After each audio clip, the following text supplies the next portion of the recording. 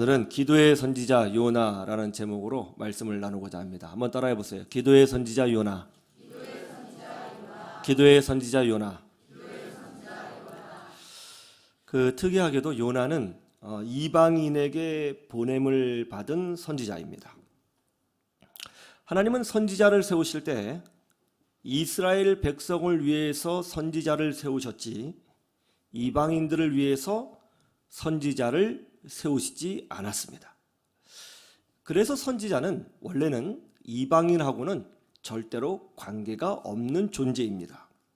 선지자는 오직 누구만을 위해서요? 이스라엘 백성만을 위해서 세워졌고 또 이스라엘 백성들을 깨우치기 위하여 하나님이 세우신 것입니다. 그런데 오늘 말씀에 보면 뜻밖에도 하나님께서 니느웨라고 하는 이방인 도시를 위하여 선지자를 보내십니다. 그 선지자가 바로 요나지요. 그런데 한번 생각해 보세요. 하나님을 믿는 이스라엘 백성도 선지자의 말을 잘 듣지 않았습니다. 그런데 하물며 하나님을 모르고 우상을 숭배하는 이방인의 도시 니느웨 사람들이 선지자의 말을 듣겠어요? 그럼에도 불구하고 하나님은 이방인 도시인 니느웨에 선지자를 보내고자 하십니다. 아주 이례적인 일이죠. 그래서 요나를 지금 부르고 계시는 겁니다. 여기서 매우 중요한 것이 있어요.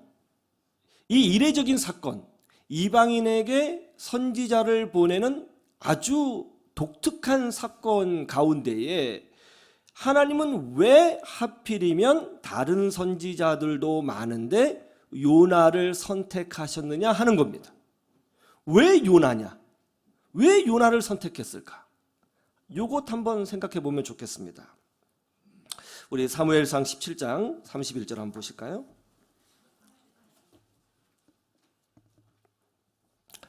사무엘상 17장 31절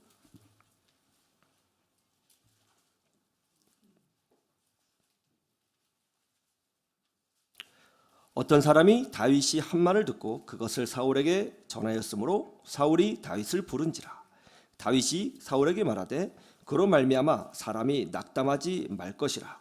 주의 종이 가서 저 블레셋 사람과 싸우리다 하니 사울이 다윗에게 이르되 내가 가서 저 블레셋 사람과 싸울 수 없으리니 너는 소년이요 그는 어려서부터 용사임이니라.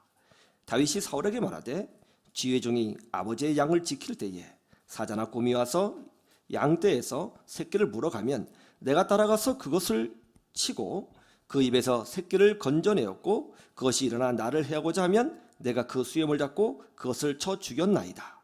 주의 종이 사자와 곰도 쳤은즉 살아계시는 하나님의 군대를 모욕한 이 할례받지 않은 블레셋 사람이리이까 그가 그 짐승의 하나와 같이 되리이다. 또 다윗이 이르되 여호와께서 나를 사자의 발톱과 곰의 발톱에서 건져내셨은즉 나를 이 블레셋 사람의 손에서도 건져내시리이다. 사울이 다윗에게 이르되 가라 여호와께서 너와 함께 계시기를 원하노라. 이에 사울이 자기 군복을 다윗에게 입히고 노투구를 그의 머리에 씌우고 또 그에게 갑옷을 입히매 다윗이 칼을 군복 위에 차고는 익숙하지 못하므로 시험적으로 걸어보다가 사울에게 말하되 익숙하지 못하니 이것을 입고 가지 못하겠나이다 하고 곧 벗고 손에 막대기를 가지고 시내에서 매끄러운 돌 5을 골라서 자기 목자의 제구 곧 주머니에 넣고 손에 물매를 가지고 블레셋 사람에게로 나아가니라. 이스라엘과 블레셋이 전쟁을 하게 되었습니다. 그때 키가 3m가 넘는 거인 골리앗이 등장하게 되죠. 이 골리앗이 앞에 떡 서 있으니까 이스라엘 사람들이 겁에 질려서 감히 싸우지를 못하는 것입니다. 이 골리앗이 하나님을 모독하고 또 이스라엘 군대를 조롱합니다. 그러나 아무도 나가서 싸우지 못하죠.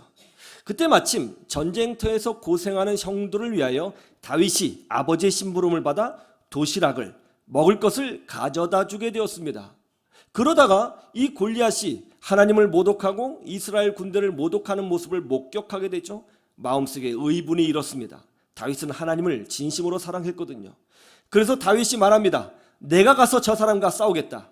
이 소식이 사울 왕의 귀에 들어갑니다. 사울 왕이 부르죠. 누구냐? 한번 데려와 봐라. 다윗을 보니까 아직 어린 소년이에요. 네가 정말 나가서 싸울 수 있겠느냐? 제가 나가서 싸우겠습니다.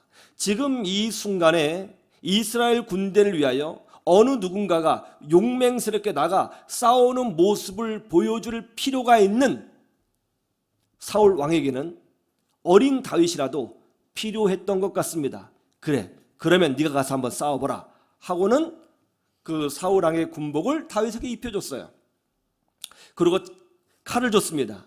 다윗이 군복을 입고 칼을 차고 몇 발자국 걸어보니까 익숙하지가 않아요. 그래서 이렇게 말을 하죠. 익숙하지가 않습니다 하고는 그 군복과 칼을 내려놓고는 평소에 자기가 항상 가지고 있었던 것, 평소에 늘 양을 지킬 때 쓰던 무기, 물매를 가지고 골리앗에게로 나아갔다는 것입니다. 이것이 바로 하나님 나라의 원리죠. 하나님은 우리를 사용하실 때에 우리가 평소에 하던 것, 익숙한 것을 가지고 우리를 사용하시는 것입니다. 특별한 게 아니에요. 늘 우리가 하던 그 모습 그대로, 늘 우리가 익숙했던 그것을 가지고 하나님은 우리를 사용하시고 하나님은 또 우리를 통해서 주의 능력을 보여주시는 것입니다. 사도행전 9장도 그런 내용이 있죠. 한번 가보시죠. 사도행전 9장 15절.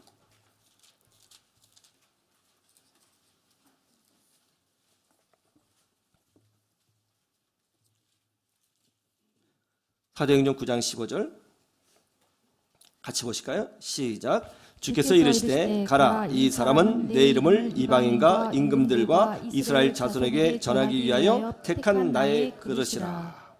하나님이 교회를 핍박하던 사울이라는 청년을 특별히 선택하셨다고 합니다. 무엇을 위해서요? 이방인과 누구요? 이스라엘 자손들에게 복음을 전하기 위하여 사울을 선택했다는 거예요. 이게 참 재밌거든요. 이방인이면 이방인, 예? 전문 분야가, 이스라엘 사람이면 이스라엘 사람, 이렇게 딱 분명해야 되는데 사울은 두 가지를 다 가지고 있어요. 이스라엘 사람에게도 복음을 전하고 동시에 뭐예요? 이방인에게도 복음을 전하게 하기 위하여 하나님이 선택한 나의 그릇이라는 것이죠. 아니 어떻게 이럴 수 있죠? 어떻게 한 사람이 이방인에게도 복음을 감당할 수 있는 능력을 가지고 있고 동시에 이스라엘 사람에게도 복음을 전할 수 있는 능력을 가질 수 있다는 말입니까? 이 두 가지를 어떻게 감당할 수 있다는 것이죠? 그것을 위해서 사울을 선택하셨다고요? 그 이유가 뭡니까? 사도행전 22장 3절. 사울은 자기 자신을 이렇게 설명하죠. 22장 3절. 자, 사도 바울이 자기 자신을 이렇게 설명합니다. 자, 3절 다 같이 볼까요? 시작. 나는 유대인으로 길리기아 다소에서 났고 이 성에서 자라 가말리엘의 문화에서 우리 조상들의 율법에 엄한 교훈을 받았고 오늘 너희 모든 사람처럼 하나님께 대하여 열심히 있는 자라. 자, 이 사울이라는 사람이 나중에 사도 바울이 되죠. 이 사도 바울이 지금 자기 자신을 어떻게 소개하고 있죠? 그는 유대인으로서 길리기아 다소에서 태어났다고 해요. 그렇죠? 여러분, 길리기아 다소라는 곳은 어느 곳이냐면 오늘날로 말하면은 LA 같은 느낌이 들 것 같습니다. 이방 문화가 가장 집결된 도시예요. 그리스 문명도 있고 로마 제국의 문명이 있는 곳입니다. 이방인 도시 중에 가장 이방스러운 곳이 바로 다소예요. 그러니까 사도 바울의 아버지는 아마도 사업을 하기 위하여 유대인임에도 불구하고 유대인들이 가기 꺼려하는 가장 어떻게 보면 타락된 도시, 가장 이방스러운 도시인 길리기아 다소에 갔고 거기서 사업을 했던 것 같습니다. 거기서 사도 바울이 태어나게 된 것이죠.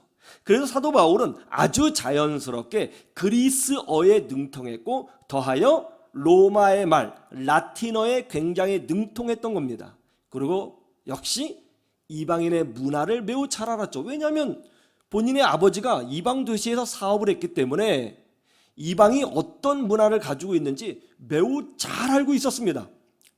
사도 바울은 이방인 중에 이방인이었습니다. 그런데 또 뭐라고 설명하고 있죠? 그럼에도 불구하고 나중에 사도 바울은 예루살렘에 와서 성장하게 되었고 또 바리새인으로서 가장 엄격하고 보수 중에 보수인 가말리엘의 문화에서 율법을 배웠다는 것이죠. 그래서 사도 바울은 히브리어에 능통하고 아랍의 언어인 아람어에 능통하며 동시에 율법에 능한 자가 되었던 것입니다. 사도 바울은 이방인을 굉장히 잘 알고 있었고 동시에 같은 민족인 이스라엘을 매우 잘 아는 사람이었습니다. 하나님이 그를 선택할 때 이렇게 말씀하시죠. 내가 이방인과 이스라엘 사람에게 복음을 전하기 위하여 택한 나의 그릇이라. 그 이유를 분명히 아시겠죠? 이게 무슨 말이에요? 하나님은 그가 익숙한 것, 그가 평소에 가지고 있는 것, 그가 잘하는 것, 그것을 그대로 사용하여 하나님의 영광을 드러내기를 기뻐하신다는 것입니다. 특별한 게 아니에요. 자, 하나님이 요나를 선택하셨습니다. 그리고 니느웨라고 하는 그 당시에 가장 큰 도시로, 이방 도시로 요나를 파송하고자 하십니다. 왜 보내실까요? 목적은 하나예요. 니느웨 사람, 이방 사람들에게 회개 기도를 가르쳐 주려고 이 요나를 파송하시는 거예요. 기도를 가르쳐 주려고, 회개 기도하는 법을 가르쳐 주려고 요나를 니느웨에 보내는 것입니다. 자, 회개 기도를 가르쳐 주기 위하여 하나님이 요나를 니느웨로 보낸다. 그러면 어떤 사람이 보냄을 받아야 되겠어요? 회개 기도를 가르쳐 주기 위해서 선지자를 보낸다면 당연히 기도를 잘 아는 선지자가 가야겠죠. 기도의 선지자가 가야 되는 것입니다. 그렇지 않아요? 그래서 하나님이 요나를 선택한 겁니다. 왜냐하면 요나는 아주 미칠 정도로 기도에 익숙한 선지자였기 때문에 그런 것입니다. 요나는 처음부터 끝까지 기도하는 기도의 선지자였습니다. 그래서 그를 선택한 겁니다. 기도가 익숙한 사람인 거예요. 자, 요나서 2장 1절을 보시죠.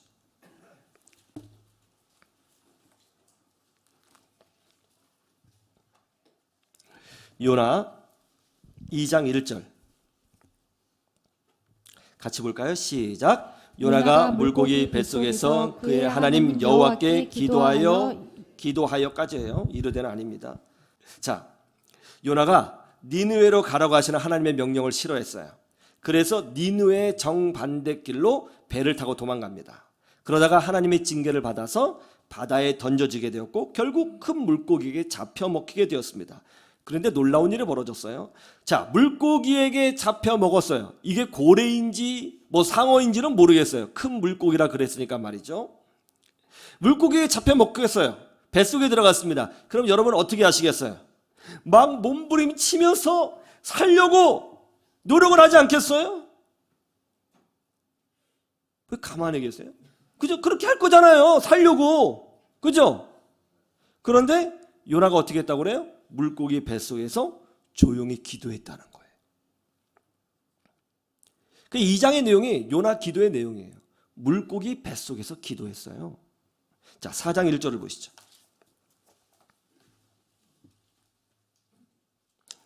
4장 1절 2절까지 볼까요? 2절까지 시작. 요나가 매우 싫어하고 성내며 여호와께 기도하여 이르되 여호와여 내가 고국에 있을 때에 이러하겠다고 말씀하지 아니하였나이까. 그러므로 내가 빨리 다시스로 도망하였사오니 주께서는 은혜로우시며 자비로우시며 노하기를 더디하시며 인애가 크시사 뜻을 돌이켜 재앙을 내리지 아니하시는 하나님이신 줄을 내가 알았음이니이다. 자, 하나님이 요나를 살려주셨습니다. 그래서 요나가 니느웨를 가서 하나님의 말씀을 선포했어요. 회개하시오! 회개하지 않으면 이 성이 멸망받습니다. 그러면서 속으로 어떤 생각을 했냐면 그렇게 설교는 했지만 마음속으로는 회개하지 말아라. 회개하지 말고 그냥 죽어라. 그냥 제발 망해라.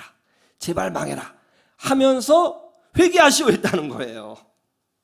왜냐하면 이 니느웨라고 하는 나라는 적국이었고 앞으로 장차 이스라엘을 괴롭힐 나라였기 때문에 그것을 알고 있는 요나 선지자는 회개하지 말고 그냥 망해라, 그렇게 바랬다는 거예요. 그런데 이제 회개하시오, 안 하면 더 좋고 회개하시오 그러면서 외쳤는데 놀라운 일이 벌어졌어요. 그 메시지를 들은 느느웨 사람들이 옷을 찢고 눈물을 흘며 회개했다는 거예요. 그래서 하나님이 회개했구나, 내가 용서해 주마, 용서를 해 주셨다는 것이죠. 그러자 요나가 열받았다는 겁니다. 지금 요나가 뭐라고 그러냐면, 하나님, 내가 이럴 줄 알았다니까요. 저 사람들이 회개하면 하나님 용서해 주시잖아요. 은혜롭고 자비로우신 분이시잖아요. 이게 뭡니까 도대체? 하면서 화를 내면서 지금 기도를 하고 있는 거예요. 요나는 열받아도 기도하는 사람입니다. 화나도 기도하는 사람이에요. 4장 8절을 보세요. 4장 8절 다 같이 시작. 해가 뜰 때에 하나님이 뜨거운 동풍을 예비하셨고 해는 요나의 머리에 쪼임에 요나가 혼미하여 스스로 죽기를 구하여 이르되 사는 것보다 죽는 것이 내게 나으니이다 하니라. 자, 요나가 이제 화가 나서 산 위에 올라가서 느느웨를 바라보면서 하나님께 이렇게 이야기합니다. 하나님, 빨리 멸망시켜 주세요. 빨리 저 도시 사람들 다 멸망시켜 주세요. 저 이대로는 못 갑니다. 제가 이 산에서 지켜보고 있거든요. 멸망될 때까지 내가 지켜봅니다. 하나님, 빨리 저 니느웨 사람들 심판해 주세요 하고 산 위에서 버티면서 니느웨 도시를 바라보고 있었거든요. 근데 태양이 너무 뜨거워요. 근데 마침 보니까 옆에 박농쿨이 있어요. 그늘이 진 거죠. 그래서 그늘 밑에 들어가서 성을 바라보고 있었습니다. 그런데 그날 밤 하나님이 벌레를 보내서 이 박넝쿨을 다 갉아먹게 하셨습니다. 아침에 일어나 보니까 너무 더운데 박넝쿨이 없는 거예요. 요나가 더 열받았습니다. 그래서 뭐라고 얘기하냐면, 하나님, 정말 이러시기에요? 왜 박농쿨까지 없어지게 한 거예요? 예? 그냥 죽여요, 죽여. 자, 죽이라고요. 야, 죽는 게 낫겠어요. 죽이라고요, 제발. 막 그랬다는 거예요. 이게 선지자입니다. 지금 미친 사람은 아니고요. 하면서 짜증을 내며 하나님께 기도해요. 요나가 어떤 사람이냐고요? 물고기 뱃속에서도 기도하고요, 짜증나도 기도하고, 분노해도 기도하고, 억울해도 기도하고, 힘들어도 기도하고, 기도할 수 없는 상황에서도 기도하는 기도의 선지자였던 거예요. 성격이 좀 이상하긴 하지만 기도하는 것에 매우 익숙하고 기도하는 것만큼은 놓치지 않는 그런 선지자였던 것입니다. 하나님은 그런 기도의 선지자를 니느웨에 보내셔서 회개 기도를 가르치게 하시고 회개하라고 선포케 하신 겁니다. 하나님은 부족해도 기도로 준비된 자를 사용하시는 줄로 믿습니다. 왜 한국교회가 이렇게 영적으로 힘이 없을까요? 한국교회 성도들이 왜 이렇게까지 인본주의에 빠지게 된 것입니까? 기도하지 않기 때문에 그런 것입니다. 한국교회는 지금 성도가 사라지고 있는 것이 아니라 기도가 사라지고 있는 거예요. 많은 사람들이 하나님을 체험하기를 원하죠. 기적을 체험하기를 원합니다. 그런데 문제가 뭐예요? 기도하지 않으면서 체험하기를 원해요. 기도하지 않으면서 하나님께서 알아서 다 해결해 주기를 원해요. 기도하지 않으면서 응답받기 원하는 거예요. 더 놀라운 게 뭡니까? 신앙생활 10년, 20년, 40년 했다는 사람들조차도 기도하지 않는다는 거예요. 전혀 영적이지 않습니다. 너무나도 세속적입니다. 그 성격과 기질이 10년, 20년 교회를 다녀도 바뀌지가 않아요. 너무 인본적이에요. 성령의 음성을 듣는데 매우 미련합니다. 주의 음성을 듣지 못하는 그리스도인들이 너무나 많아요. 이 얼마나 비참한 시대입니까? 여러분, 어떤 교회가 좋은 교회예요? 기도 응답을 체험한 사람들이 많이 있는 곳이 좋은 교회인 줄로 믿습니다. 왜냐하면 하나님이 함께 하신다는 거잖아요. 예수님 보세요. 자, 예수님은 하나님의 본체이십니다. 그렇죠. 그럼에도 불구하고 예수님은 새벽에 기도하셨어요. 그리고 오병이의 기적을 행하실 때도 기도하시고 기적을 행하셨습니다. 우리 주님은 어떤 일을 행할 때도 기도하셨어요. 그분이 하나님이시거든요.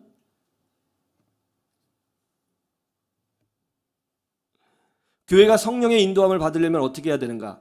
저는 기도해야 된다고 믿습니다. 기도가 차고 넘치는 우리 교회가 되기를 간절히 소망합니다. 저는 창립 7주년 된 우리 교회가 이제 기도하는 교회로 세워지기를 소망합니다. 그러기 위해서는 특별히 앞에 선 직분자들이 먼저 기도하는 사람으로 거듭나야 된다고 생각합니다. 우리 교회 새벽 기도에 많은 분들이 오세요. 금요 기도에도 많은 분들이 오십니다. 그런데 안타까운 것은 직분자분들이 기도의 자리에 안 보여요. 제가 100년 가까이 되는 전통교회에서 부목사로 사역을 한 적이 있는데요. 대부분의 장로님, 시무 장로님들이, 대부분의 권사님들이, 대부분의 시무 안수 집사님들이 새벽에 꼭 자리를 채우시더라고요. 보기에 참 아름다워 보였습니다. 저는 이건 당연하다고 생각해요. 시무 장로, 시무 권사, 시무 안수 집사의 직분을 받았다면 기도의 자리를 사모하시고 그것을 사명으로 알고 지키셔야 됩니다. 기도에 익숙한 사람이 되어야 되는 것입니다. 이건 기본이죠. 기도하지 않고 어떻게 영적인 직분을 감당할 수 있다고 생각하시는 것입니까? 기도해야 인본주의가 신본주의로 바뀌고, 기도를 해야 불가능한 것이 가능한 것으로 바뀌고, 기도를 해야 사람의 소리가 아니라 성령의 소리를 따라가게 되는 것입니다. 특별히 저는 이번에 임직 받으실 분들 있죠. 시무장로로, 시무 안수집사로, 시무 권사로 새벽기도 한 번도 안 나오시더라고요. 새벽기도 한 번도 안 나오시고 임직 받으실 거예요? 그럴 마음이십니까? 교회에서 직분 받는 게 뭐예요? 타이틀 하나 다는 거예요? 아니면 영의 직분을 감당하기 위해서 헌신하는 것입니까? 여러분, 교회에서 직분은 영적인 직분이에요. 세속적 직분이 아닙니다. 기도하셔야죠. 임직식 있기 전에 오셔서 기도하셔야 됩니다. 부르짖어야 됩니다. 눈물 흘려야죠. 저같이 부족한 사람이 어떻게 이런 직분을 감당할 수 있겠느냐고 떨면서 하나님 앞에 엎드려야 되는 것입니다. 그렇지 않아요? 매일 새벽 기도에 못 나오실 수 있어요. 상황상. 그렇다면 적어도 일주일에 한두 번 정도는 새벽에 나와 기도하셔야죠. 여러분, 등산 가거나 골프 모임 가면 새벽에 일찍 가지 않아요? 그런데 왜 기도의 자리는 그렇게 안 나오시는 거죠? 일주일에 한 번 정도는 기도하셔야죠. 언제가 좋을까? 월요일은 처음부터 기도하면 피곤해서 일주일 내내 힘들 것 같고, 화요일은 기도하다가 화날 것 같고, 수요일은 물 빠질 것 같고, 목요일 정도가 좋을 것 같아요. 목요일 하루만큼은 내가 새벽 기도의 자리를 지키리라. 그래서 목요일은 전 직분자가 새벽에 나와서 기도하는 날, 목요일은 직분자 새벽 기도의 날. 어떤가요?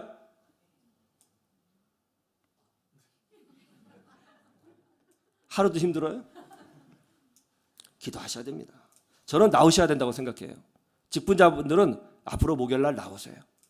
예? 우리 시무권사, 시무 안수집사, 시무장로, 이런 영의 직분을 받으신 분들은 목요일 날 나오셔서 적어도 일주일에 한 번 정도는 새벽에 자기 인생을 위하여, 자기 영혼을 위하여, 가정을 위하여, 교회를 위해서 기도해야 된다고 믿습니다. 기도해야 됩니다. 금요 기도회는 당연해요. 금요 기도는 합심 기도하는 날입니다. 두세 사람이 내 이름으로 모인 그곳에는 우리 주님이 함께 해주신다고 했거든요. 금요일은 오셔서 합심 기도해야죠. 합심 기도란 두 사람 이상이 한 가지 기도 제목을 놓고 집중적으로 기도하는 것을 말해요. 합심 기도할 때 기적이 많이 일어납니다. 금요일은 마음 놓고 기도할 수 있는 날이잖아요. 금요일 오셔서 합심 기도 하셔야 됩니다. 직분자들은 금요일 날 나오셔야 돼요. 기도해야 돼요. 그래서 믿음의 사람들은 기도가 익숙한 사람 돼야 돼요. 기도가 익숙한 사람. 목사님, 저는 집에서 기도하는데요. 목사님, 저는 낮에 교회 나와서 기도하는데요. 아주 훌륭합니다. 그러나 공적인 자리에서 기도하는 것은 또 다른 거예요. 함께 모여 기도하는 것이 굉장히 유익해 보입니다.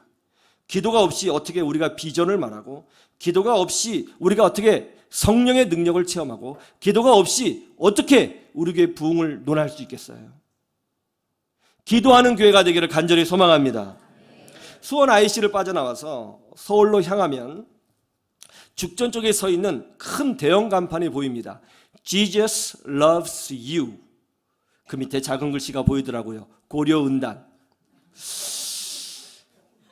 참 용기가 대단하다. 어떻게 이런 용기를 낼 수 있을까? 안티 기독교인들에게 물매를 맞을 수도 있고 반대를 당할 수도 있는데 이런 용기를 어떻게 낼 수 있을까? 참 대단하다. 거기다 자기 회사 광고하는 게 훨씬 더 금액적으로 경제적으로 유리하지 않겠어요? 근데 예수님은 당신을 사랑하십니다. 그것을 돈을 들여서 전광판을 세운다? 참 대단한 회사다. 그래서 제가 이 회사를 좀 알아봤어요. 이 회사는 우리나라 최대의 비타민C 생산 업체라고 하더라고요. 고려은단은 1955년에 세워진 회사입니다. 조규철 회장님은 젊은 시절부터, 청년 때부터 새벽 기도를 한 번도 빠지지 않는 기도의 사람이라고 합니다. 그런데 새벽 기도를 그렇게 좋아했는데 문제가 하나 있었어요. 담배를 끊지 못했습니다. 어느 날 새벽 기도를 마치고 나가다가 목사님을 만나서 인사를 했는데 주머니에서 담뱃갑이 툭 떨어진 거예요. 깜짝 놀랐죠. 단순한 사건이었지만 이 단순한 실수를 이 조 회장님은 하나님의 책찍이요 메시지로 받아들였습니다. 기도했기 때문에 하나님의 메시지로 받아들인 거예요. 기도하지 않으면 재수가 없었다, 부끄럽다, 목사님이 나를 어떻게 생각할까, 그런 것만 생각했겠죠. 기도하니까 하나님의 음성으로 들린 거예요. 그래서 다시 예배당에 들어와 눈물을 흘리며 기도합니다.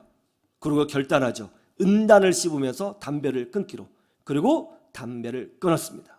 그때 많은 사람들에게 도움을 주기 위하여 이분이 1955년 서울 제계동에 고려은단이라고 하는 회사를 세우게 되죠. 회사가 잘 나갈 때 새벽에 또 기도하는데 민족 복음화에 대한 마음을 성령님이 주시더라는 거예요.